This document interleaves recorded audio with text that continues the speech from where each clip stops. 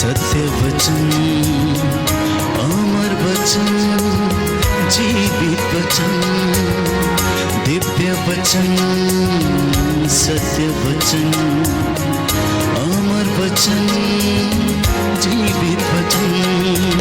साई दा बाबा बनी दा बाबा बगरे जनी रे जनी रे जनी रे जनी रे सा। दिव्य वचन, सत्य वचन, अमर वचन, जीवित वचन, दिव्य वचन, दिव्य वचन।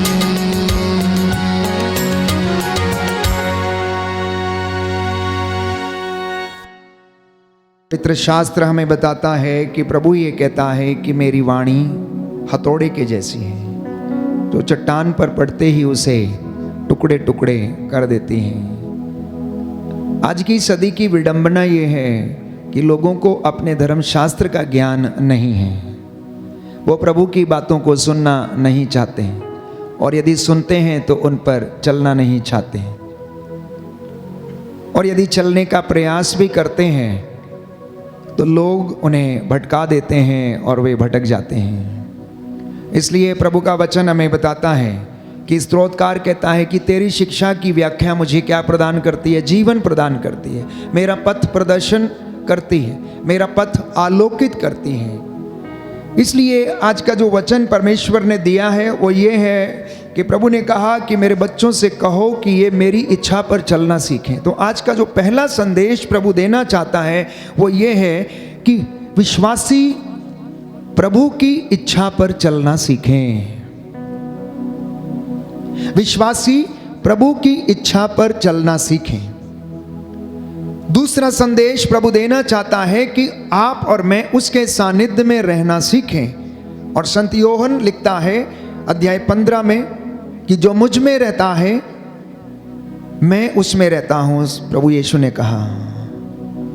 कहा जो मुझ में रहता है मैं उसमें रहता हूं, और जो मुझ में रहता है वो बहुत अधिक फल उत्पन्न करता है, क्योंकि मुझसे अलग रहकर तुम कुछ भी नहीं कर सकते।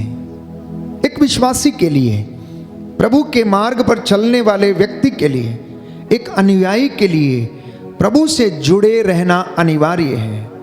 एक मनुष्य के लिए इस धरती पर रहते हुए भी परमेश्वर के वचन से जुड़े रहना अनिवार्य है। प्यारे भाई और बहनों, हालेलुया, हालेलुया, हालेलुया, हालेलुया। हे प्रभु यीशु, मैं वादा करता हूँ कि मैं आपके साथ जुड़ा रहूंगा।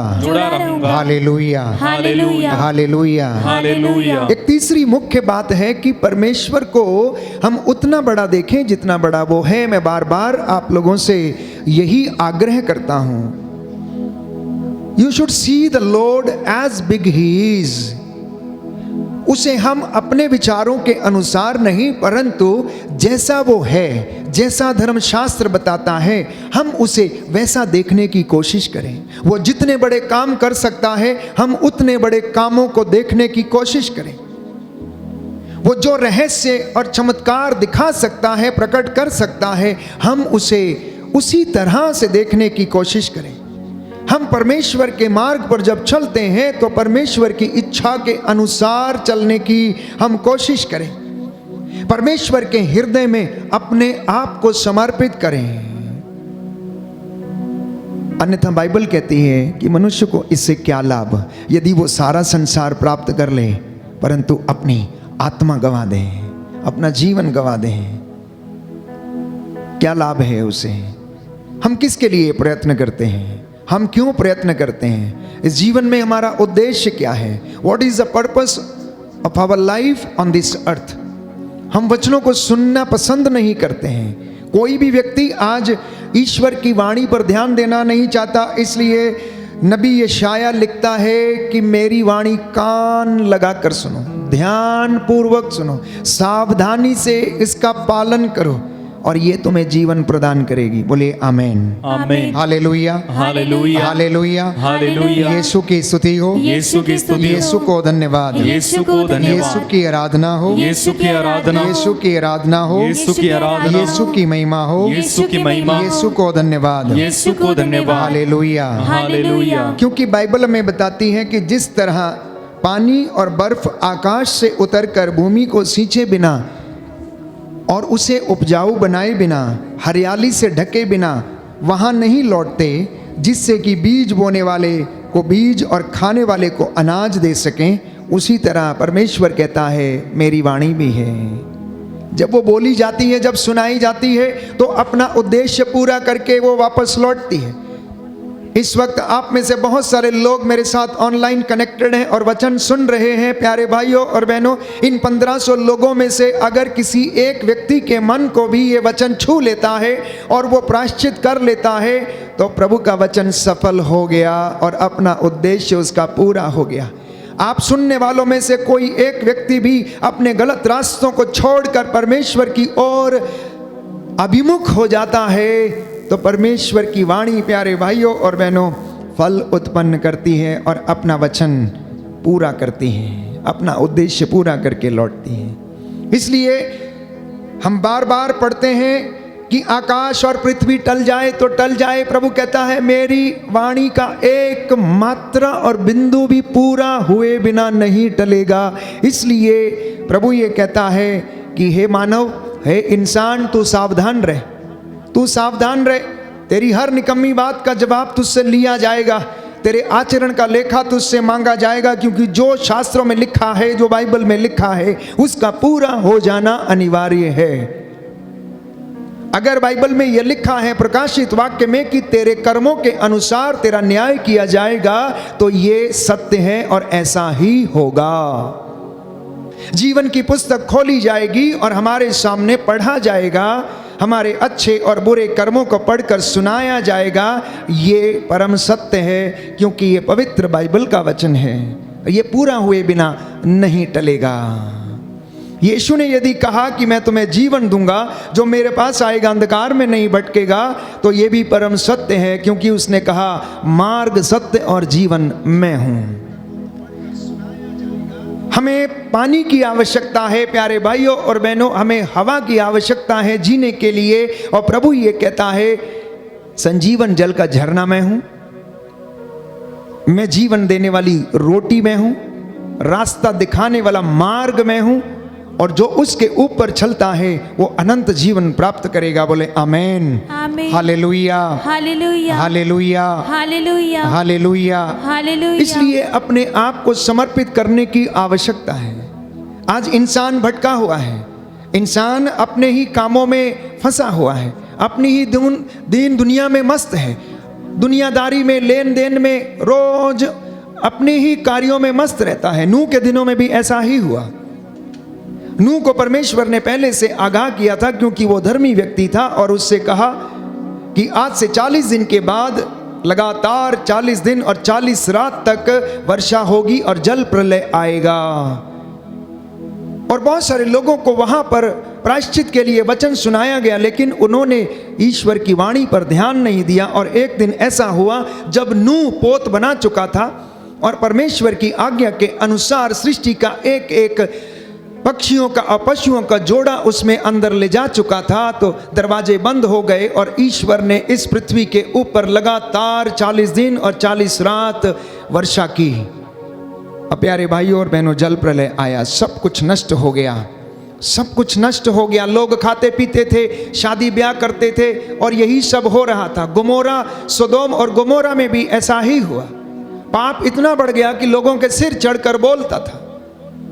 हर तरीके के अश्लीलता, पशु गमन और अनेक प्रकार के लोभ, लालच, व्यभिचार और अश्लीलता उस जगह पर थी। परमेश्वर को यह देख के बड़ा दुख हुआ कि परमेश्वर ने जिस व्यक्ति को इतना सुंदर बनाया था, स्वर्गदूतों से थोड़ा ही छोटा बनाया था, अपने प्रतिरूप बनाया था, ये व्यक्ति क्या ऐसे घृणित काम कर सकता है। एक सुंदर दाखलता उसने लगाई थी, ये कड़वी कैसे हो गई है, जंगली कैसे हो गई, और ये कड़वे फल कैसे देने लगी है, इसलिए उसने कहा कि मैं इसका सर्वनाश कर दूंगा, मैं इसका सर्वनाश कर दूंगा।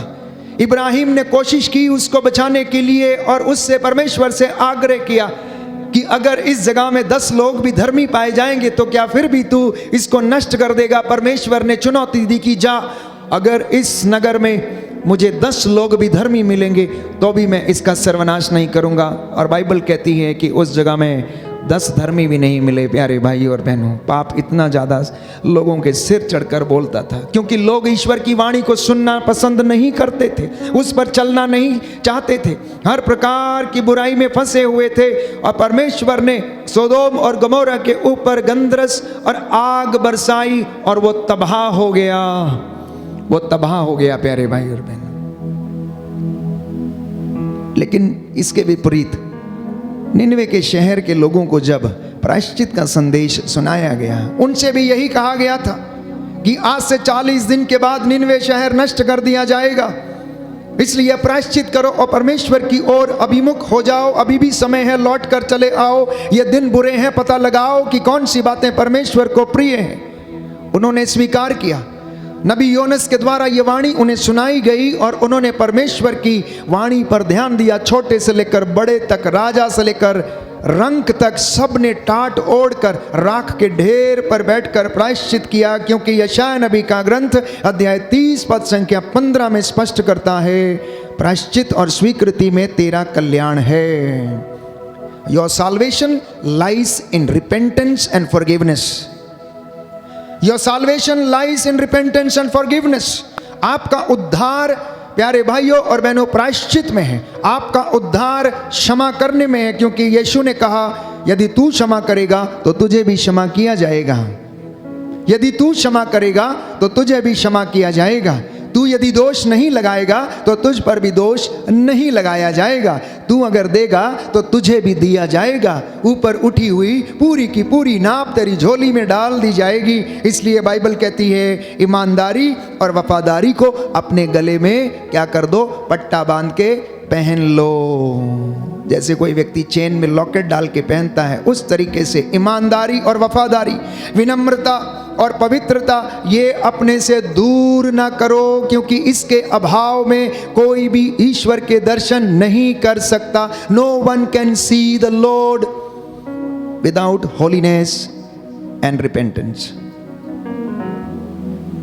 पवित्रता और विनम्रता के अभाव में कोई भी ईश्वर के दर्शन नहीं कर सकता है। Hallelujah, hallelujah. इसलिए आज का वचन आपके लिए है, आज का वचन आपके उद्धार के लिए है, आज का वचन आपके घर के लिए है, क्योंकि यीशु कोई साधारण शिक्षक नहीं है, यीशु कोई साधारण गुरु नहीं है, यीशु कोई पैगंबर नहीं है, यीशु कोई संत महात्मा नहीं है जो हम उसकी बातों को सुने और वाहवाही करें। वो मुक्तिदाता है, एकमात्र मुक्तिदाता, जिसके विषय में बाइबल हमें बताती है, जिसके विषय में इतिहास गवाह है, जिसके विषय में लिखा गया है। बाइबल बताती है कि उसने चमत्कार दिखाए, उसकी कब्र आज भी खाली है, वो कुंवारी मरियम से जन्म लिया, उसने काट के ऊपर अपने प्राण निछावर किए, उसकी बगल में भाला मारा गया और उसने अपने प्राण त्यागे। मेरे और आपके गुनाहों के लिए उसने प्रायश्चित किया, क्योंकि यहूदियों की प्रथा में ये धारणा थी कि पशुओं का रक्त की बलि अर्पित करने से पाप हरे जाते हैं। ये पुरानी व्यवस्था में धारणा थी, लेकिन नई व्यवस्था में जब हम देखते हैं कि ईश्वर इमैनुअल बनकर यीशु के रूप में इस दुनिया में आया, तो उसी प्रथा को प्रभु ने सार्थक सिद्ध करते हुए उन प्राणों को निछावर कर दिया, क्योंकि किसी जीवित व्यक्ति के प्राण ही प्यारे भाइयों और बहनों दूसरे को जीवन दे सकते हैं। किसी जीवित व्यक्ति के प्राण ही दूसरों को जीवन दे सकते हैं, किसी जीवित व्यक्ति का लहू ही दूसरों को जीवन दे सकता है, मरे हुए का नहीं। हमारा परमेश्वर मरा हुआ नहीं है, हमारा परमेश्वर जीवित परमेश्वर है।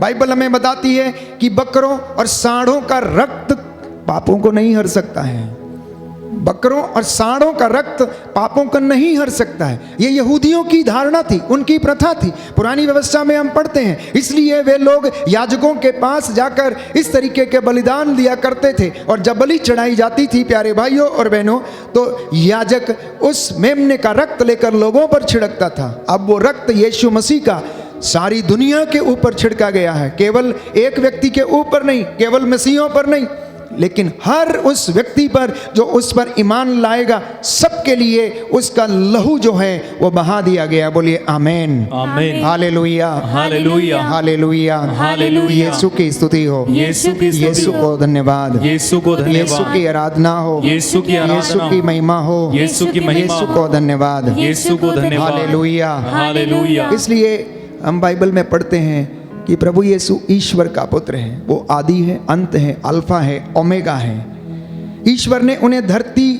के ऊपर, आकाश के नीचे सारा अधिकार प्रदान किया है। फिलिपियों के पत्र अध्याय 2 पद संख्या 8 और उससे आगे हम पढ़ते हैं, सारी सृष्टि उसके अधीन है। उसे जीवन, मृत्यु और भाग्य पर, वर्तमान पर, भूतकाल पर, सृष्टि पर, स्वर्ग पर, पृथ्वी पर, सब कुछ पर अधिकार परमेश्वर ने उसे दिया है। लेकिन फिर भी उसने उसकी बराबरी नहीं की। उन्होंने हमें उदाहरण दिया है। यीशु ने हमें उदाहरण दिया कि जैसा मैंने तुम्हारे साथ किया है वैसा ही तुम एक दूसरे के साथ किया करो, अपने मित्रों के साथ तुम ऐसा ही किया करो। इसलिए ईश्वर को जानिए, ईश्वर को पहचानिए, यीशु को जानिए। जो उसे जानने का प्रयास करते हैं, जिनके जीवन में वो एनकाउंटर करता है, उनका जीवन बदल जाता है। और हमारे प्यारे भाइयों और बहनों,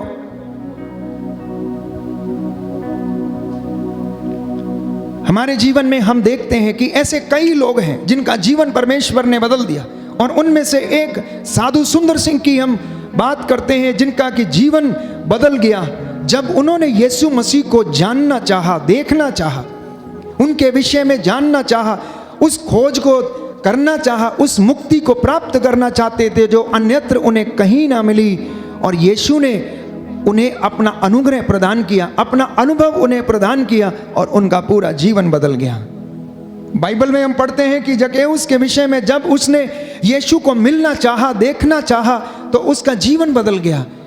प्यारे भाइयों और बहनों, यीशु इस दुनिया में इसलिए आया कि आपका और मेरा जीवन बदल जाए। यीशु इसलिए इस दुनिया में आया कि हम सत्य को जान जाएं।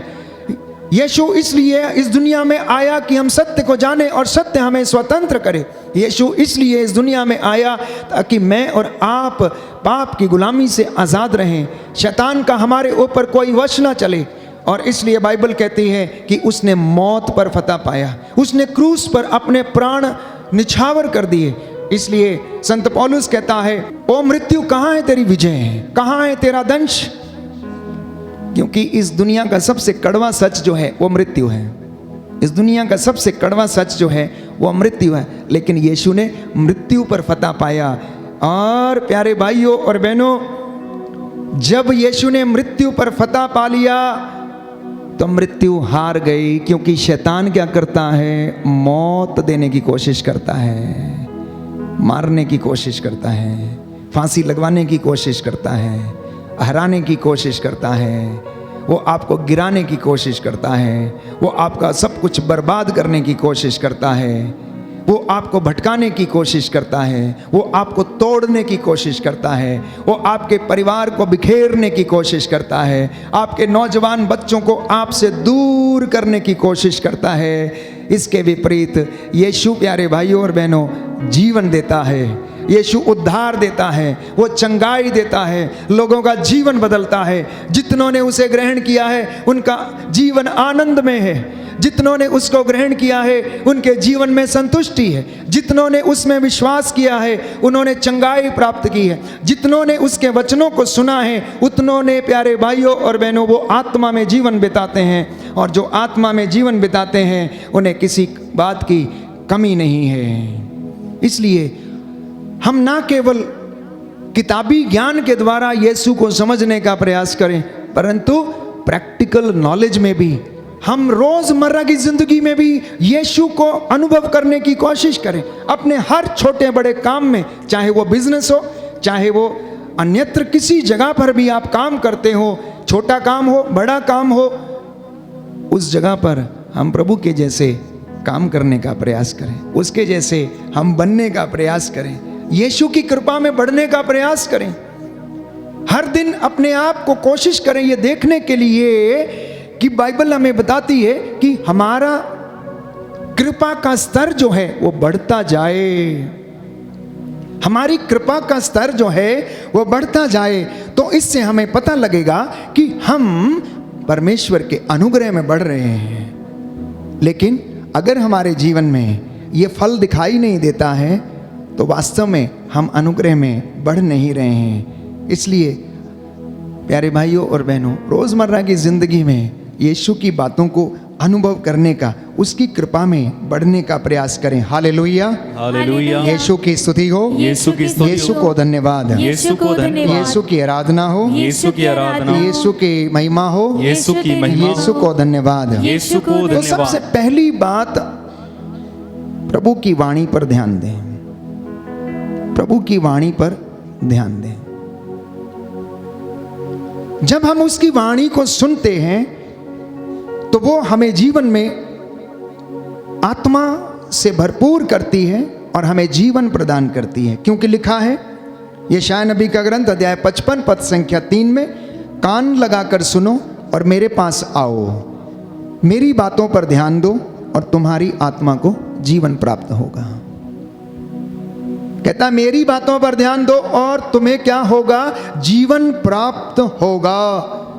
नीति वचन सूक्ति ग्रंथ अध्याय 4 पद संख्या 20 में लिखा है कि पुत्र मेरी बातों पर ध्यान दो, कान लगाकर मेरी शिक्षा को सुनो, उसे अपनी आंखों से ओझल न होने दो, उसे अपने हृदय में संजोए रखो और वह तुम में नवजीवन का संचार करेगी, वह तुम्हारे शरीर को स्वस्थ रखेगी। बोलिए आमेन, आमेन। Hallelujah, hallelujah. प्रभु का वचन कहता है, प्रभु का वचन कहता है, पुत्र मेरी बातों पर ध्यान दो, पुत्र मेरी बातों पर ध्यान दो, कान लगाकर मेरी शिक्षा सुनो, कान लगाकर मेरी शिक्षा सुनो, उसे अपनी आंखों से ओझल न होने दो, उसे अपनी आंखों से ओझल न होने दो, उसे अपने हृदय में संजोए रखो, उसे अपने हृदय में संजोए रखो। वह तुम में नवजीवन का संचार करेगी, वह तुम में नवजीवन का संचार वह करेगी, तुम्हारे शरीर को स्वस्थ रखेगी। और तुम्हारे शरीर को स्वस्थ रखेगी। Hallelujah, hallelujah, hallelujah, hallelujah.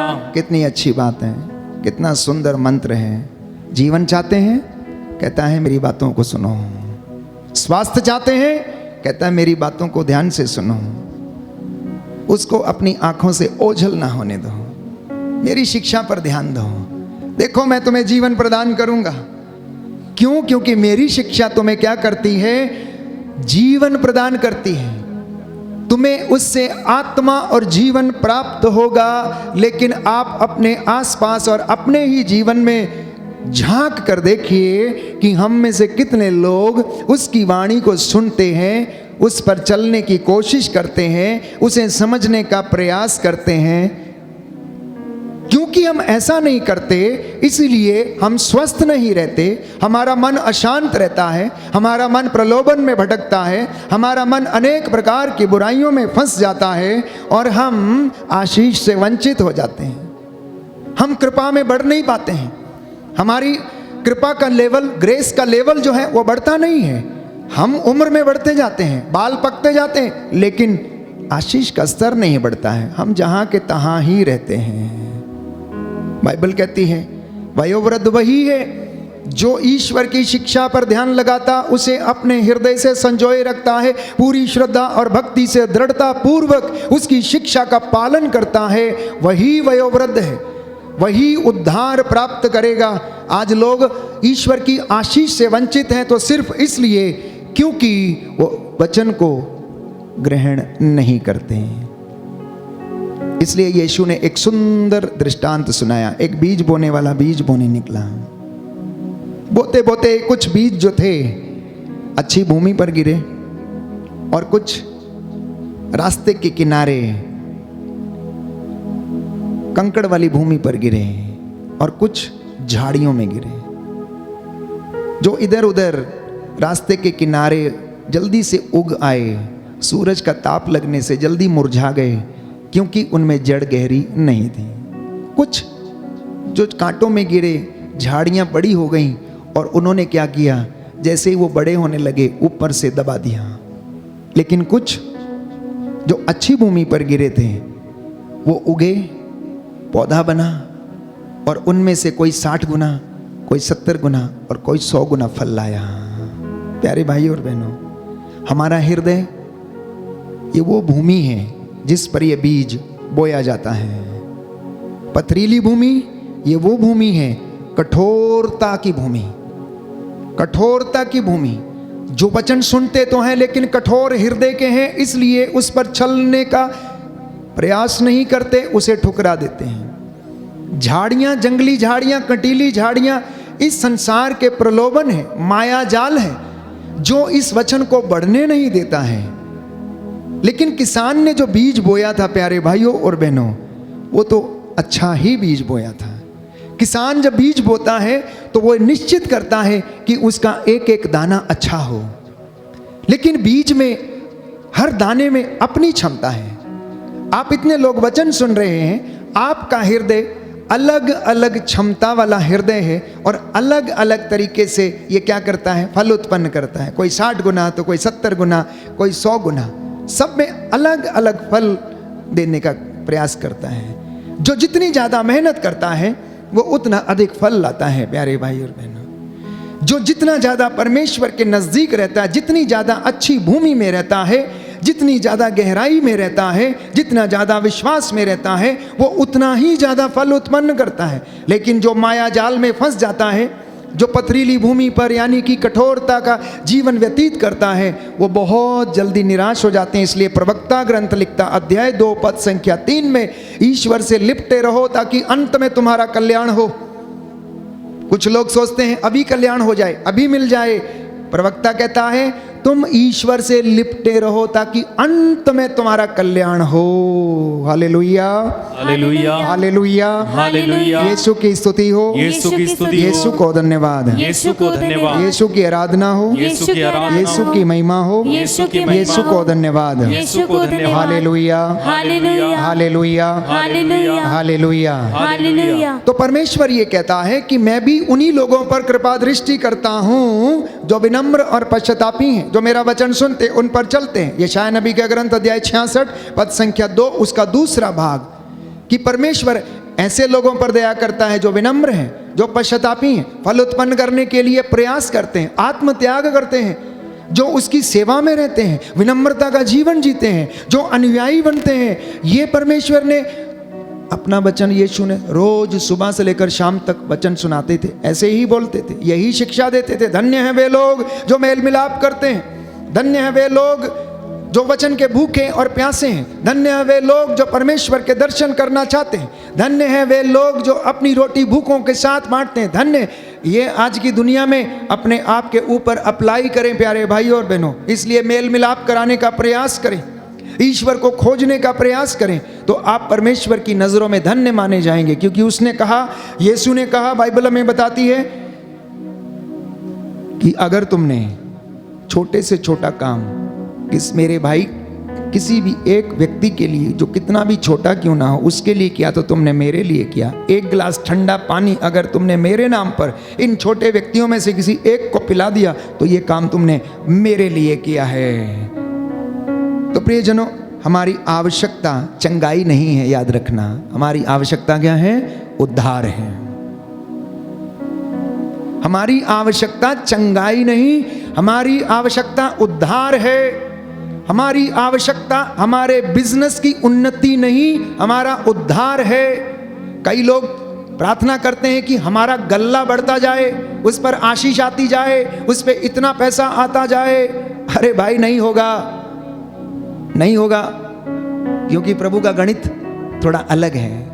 प्रभु का गणित जानते हैं कैसा है? मत्ती का सुसमाचार अध्याय 6 पद संख्या 6, प्रभु का वचन ये कहता है कि तू सबसे पहले ईश्वर और उसके राज्य की धार्मिकता की खोज कर और तब तुम्हें ये मिलेगा। ये परमेश्वर का गणित है। हम उसकी कृपा में बढ़ने का प्रयास करें, क्योंकि हमारी आवश्यकता चंगाई नहीं, हमारी आवश्यकता पैसे की बढ़ोतरी नहीं, हमारी आवश्यकता सांसारिक चीजों की उन्नति नहीं, परंतु हमारी आवश्यकता जो है परमेश्वर के अनुग्रह में बढ़ना, परमेश्वर की धार्मिकता में बढ़ना, परमेश्वर के वचन में बढ़ना। जब हम इसमें बढ़ते हैं तो बाकी की चीजें यूं ही आती जाएंगी, क्योंकि अगर मन चंगा है तो कहते हैं कटौती में गंगा है।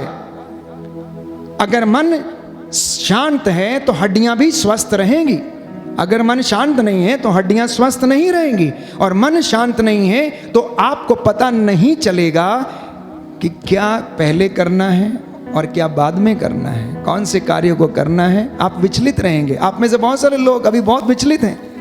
कल आपने क्या करना है, किसका उधार लाना है, किसका देना है, किसके इंस्टॉलमेंट्स भरने हैं, कल कहाँ से पैसा जुटाना है, कल कैसे आएगा, क्या होगा। यीशु ने कहा कल की चिंता कल को करने दो, आज की मुसीबत आज के लिए काफ़ी है, तुम वर्तमान की चिंता करो। तुम क्यों चिंता करते हो, मैं तुम्हारे साथ हूँ। कहता है इन चिड़ियों को देखो, क्या 2 पैसे में गौरैया नहीं मिलती? क्या परमेश्वर जिसने इन्हें बनाया खिलाता नहीं है?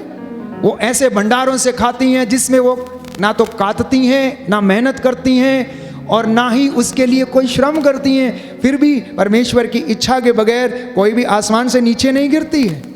आप में से कितने लोग हैं जिनको परमेश्वर भरपेट खिलाता है? आप में से कितने लोग हैं आपकी दुकानदारी जो है बहुत अच्छी चलती है, परंतु आपकी सोच जो है वो तो ये है कि मुझे बहुत मिल जाए। जिस दिन बहुत मिल जाएगा उस दिन आप परमेश्वर से दूर चले जाएंगे। इसलिए वो आपको उतना ही देता है जितना कि आपके लिए ज़रूरी है। इसलिए एक सुंदर उदाहरण मैंने आपको दिया था। जब जक्कैउस के विषय में पढ़ते हैं तो जक्कैउस को याद आया कि उसके लिए कितना पर्याप्त है। उसने कहा मैं अपनी संपत्ति का आधा भाग बेचूंगा और गरीबों में बांटूंगा, क्योंकि उसकी मुझे आवश्यकता नहीं है, वो व्यर्थ में मैंने अपने घर में रखा हुआ है। उसके बाद जिसका मैंने लिया है उसको 4 गुना वापस करूंगा। तो अगर उसके पास 100 रुपये थे तो उसने 50 रुपये क्या कर दिया, गरीबों में बांट दिए। उसके बाद उसने 4 गुना लोगों को लौटाया, मतलब 40 रुपये और क्या कर दिए, लोगों को 4 गुना लौटा दिए। अब कितने बचे उसके पास? 10 रुपये, जो उसके लिए पर्याप्त थे, जो उसके सुकून के लिए पर्याप्त थे, जो उसकी शांति के लिए पर्याप्त थे, जिसमें उसे चैन आया। अब वो शांति की नींद सो सकता था। अब उसे रोज पैसे गिनने की आवश्यकता नहीं थी, किसका कितना मूल, कितना ब्याज, किससे कितना लेना है, कितना क्या करना है। रोज रात को उसे लिस्ट बनाने की ज़रूरत नहीं थी। मैं ये नहीं कहता कि प्लान नहीं करना चाहिए, आप योजना बनाएं। बाइबल कहती है सफलता परमेश्वर पर निर्भर है। योजना बनाइए लेकिन प्रभु के अनुग्रह में रहकर बनाइए। आप प्लानिंग कीजिए, परमेश्वर से पूछ के कीजिए। आप अपनी योजनाओं को सार्थक सिद्ध करना चाहते हैं, बशर्ते कि परमेश्वर आपके साथ है और वो वादा करता है अगर तू मेरे साथ रहेगा तो मैं भी तेरे साथ रहूँगा, अगर तू मुझ में रहेगा तो मैं तुझ में रहूँगा। देख मैं तेरे घर के सामने तेरे द्वार पर खड़ा हूँ, खटखटा रहा हूँ, तू द्वार खोलेगा तो मैं तेरे घर में प्रवेश करूँगा। बोलो amen, amen, hallelujah, hallelujah, hallelujah, hallelujah, hallelujah, hallelujah. तो इसलिए वचन सुनते रहिए और उस पर चलने की कोशिश कीजिए। हमारा जीवन जो है ये एक तपस्या है, हमारा जीवन ये तपस्या है। अनुग्रह कमाना एक दिन का काम नहीं है, इसके लिए तपस्या करनी है। हर दिन अपने आप को ट्रेन करना है। Every day we need to train ourselves to receive the anointing.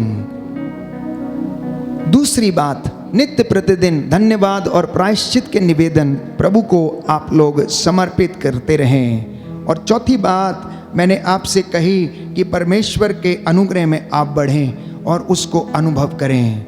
और मैंने आपसे कहा कि परमेश्वर की इच्छा पर आप लोग चलने का पूरा प्रयास करें। 5वीं बात, प्रभु के सानिध्य में रहने की कोशिश करें। 6वीं बात, परमेश्वर को ऐसा देखें जैसा वो है। और 7वीं बात, अपने आप को ईश्वर को समर्पित करें, अपने परिवार को समर्पित करें, क्योंकि हम उसके बिना अधूरे हैं। क्योंकि यीशु ने कहा मुझसे अलग रहकर तुम कुछ भी नहीं कर सकते।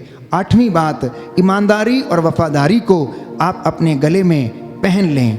10वीं बात, 9वीं बात, प्यारे भाई और बहनों, प्रभु का घर बनाते जाइए, जैसा वो चाहता है वैसा करते जाइए और आपका घर भी बनता जाएगा। और जैसा आप चाहते हैं आपकी योजना को भी वो पूरा करता जाएगा। आमीन। पवित्र आत्मा ने हमें इस वचन को सुनने और समझने का वरदान दिया है। व्यवहारिक शिक्षा, आध्यात्मिक शिक्षा, वचन में बढ़ने की शिक्षा, परमेश्वर का अनुग्रह प्राप्त करने का ज्ञान प्रभु ने हमें दिया है। आइए हम धन्यवाद करें, प्रभु हमें आशीष प्रदान करें।